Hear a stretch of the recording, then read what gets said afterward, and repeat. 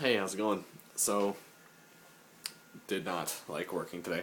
Well, by pretty quick. I have to sit down 'cause I'm so tired. Usually, up until I'm done my oiler, it goes by quickly. And I finish around, 1. 1? Yeah, 1. And, it just took forever. And, yeah, so I did nothing for about 2 hours, and then I got home, and, the last, hour, I don't know why, I didn't know why, just my legs got really tired, and I was like, oh, cool. That's awesome. So yeah, done nothing today. Been on Reddit all day. Watched some Foo Fighters videos. Um, Inspired to write some music, but I have no ideas at the moment. So I'm thinking. I started reading. I think I told you this already. Started reading this book, and at the moment, historically in time, I'm at the point where Mustaine has joined Metallica, and they have a 3-song demo tape consisting of Hit the Lights, Metal Militia, and Jump in the Fire, which, by the way, I didn't know. Dave Mustaine actually wrote Jump in the Fire, like, Jump in the Fire! So that's cool, I didn't know that. That's a fun fact. And it's at the point right now where they're going to be opening up for Saxon because Motley Crue thought they were too big to be openers, so because of this dude named Ron in the band. I honestly had no idea this guy named Ron in the band in Metallica. So Ron went to some club trying to find the manager to see if he could play, if Metallica could play there, I believe. Another fun fact: James Hetfield, the singer, he came up with the Metallica logo. Anyway, and Lars came up with the name, the drummer. And they wanted to be called Leather Charm, I think, originally. That's one of the names Mustaine talked about, and I was like, fucking thank God. That's an awful name. But anyway, so this guy named Ron, he went to a club looking to see if Metallica could play, and he ran into the guys at Motley Crue, and whatever reason they said they weren't going to open for Saxon because either they thought or their manager thought they were too big to open, and then Ron was like, oh, we'll fucking do it, and Motley Crue helped them, and now they're going to start doing that, and that's where I stopped, where he just bumped into Motley Crue, or Ron bumped into Motley Crue, and they're going to play opening show, but yeah, I also found out that James, the singer, actually, he could sing, but he had a lot of anxiety regarding just talking to people when on the mic. So Dave would go and talk, and he acknowledges that he knows that guitarists usually don't talk. They're not supposed to. It's the lead singer, but yeah. So that's pretty cool. And the way he got in the band is pretty funny because he went in the first practice, I believe. It was kind of like an audition, so they went to practice. Metallica was having practice. He was going to go over and have his audition, and so he hooks up all his shit and whatnot in the room and starts jamming away by himself. And for 30 or 45 minutes, he's sitting there fucking soloing and doing whatever he does. And then he's like, "Fuck it, what the hell's going on? Why isn't anyone coming in?" So he goes into the next room, and then all of Metallica's sitting there drinking, smoking, and he's like, "What the? Are you guys gonna come or whatever?" And then Lars is like, "Yeah, no, you got the spot."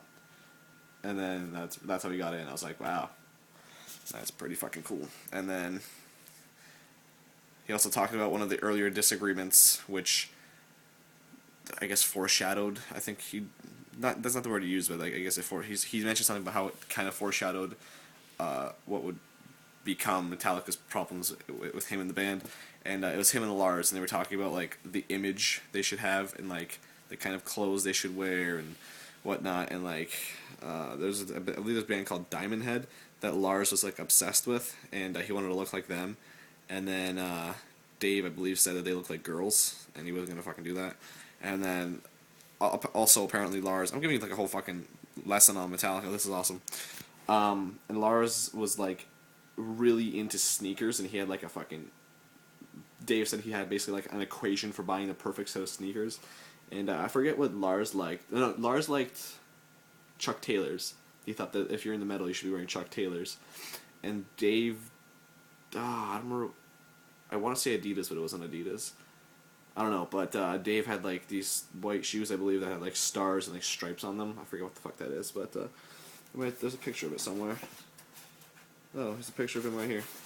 I don't know if you'll be able to see this. Yeah, those shoes.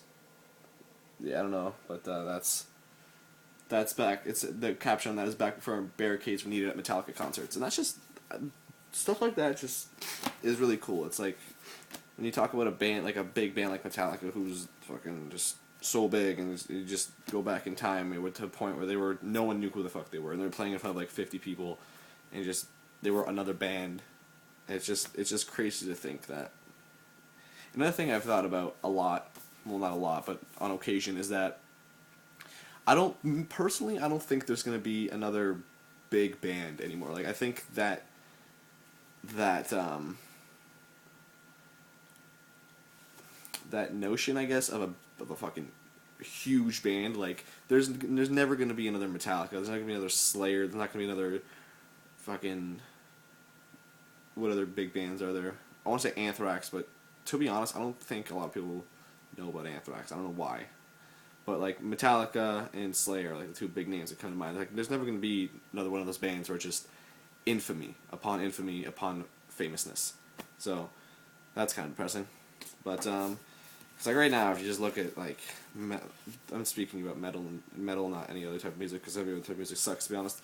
But if you look at like the metal world in terms of band, it's like all these bands. There's like a fucking sea of these bands, and like maybe one or two of them are gonna get more recognizable than the rest of them.